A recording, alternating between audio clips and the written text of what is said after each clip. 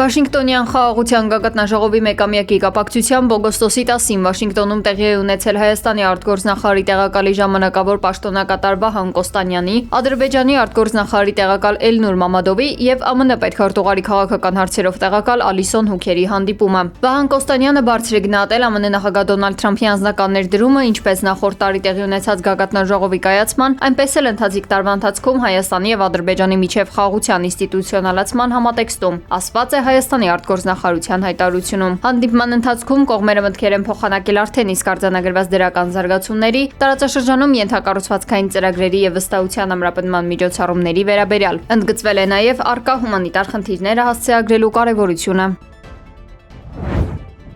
Ռուսաստանը հարվածներ է հասցրել Ուկրաինայի միանգամից 4 մարզերի։ Հարվածների տակ են հայտնվել Զապորոժիայի, Պոլտավայի, Օդեսայի եւ Դնեպրոպետրովսկի մարզերը։ Զապորոժիայում հարվածից հետո հրդեհ է բռնկվել առևտրի կենտրոններից մեկում, իսկ մոտ 1200 ընտանիք մնացել է առանց էլեկտրականության։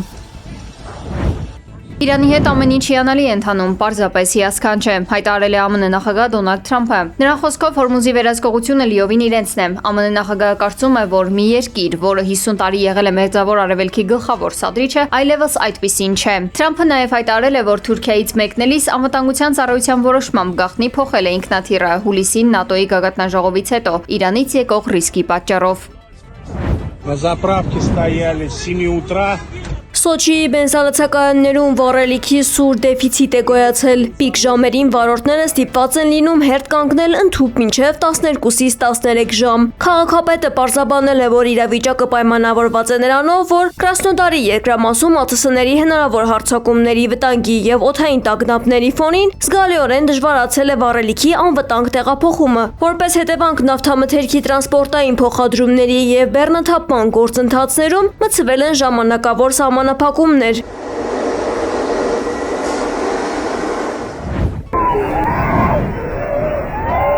Կոլումբիայում տեղի ունեցած 7.4 մագնիտուդ ուժգնությամբ ավերիչ երկրաշարժը ըստ երկրի երկրաբանական ծառայության 21-րդ դարում գրանցված ամենաուժեղ ստորգետնյա ցնցումն է պետության տարածքում։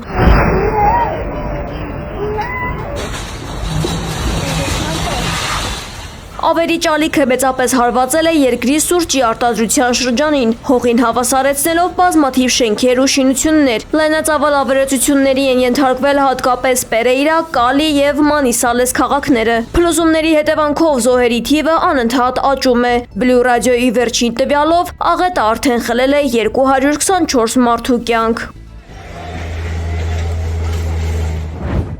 Լիբանանի խորհրդարանը պատմական որոշում է կայացրել քվեների մեծամասնությամբ ամբողջությամբ վերացնելով մահապատիժը։ Ըստ France Press գործակալության Լիբանանը դարձել է Մերձավոր Արևելքի առաջին պետությունը, որը պաշտոնապես հրաժարվել է պատժի այս ծայրահեղ տեսակից։ Երկրում այն վերջին անգամ կիրառվել էր 2004 թվականին։ Լիբանանի արդարադատության նախարարը որակել է որպես պատմական իրադարձություն, շեշտելով նաև դրա գործնական կարևորությունը։ Նախկինում մահապատժի առկայությունը օրենսգրքում խանգարում էր Բեյրութին հասնել հետախուզվող հանցագործների արտահանձմանը այն երկրներից, որտեղ մահապատիժը արգելված է։ Այժմ այդ իրավական խոչընդոտը վերացվել է։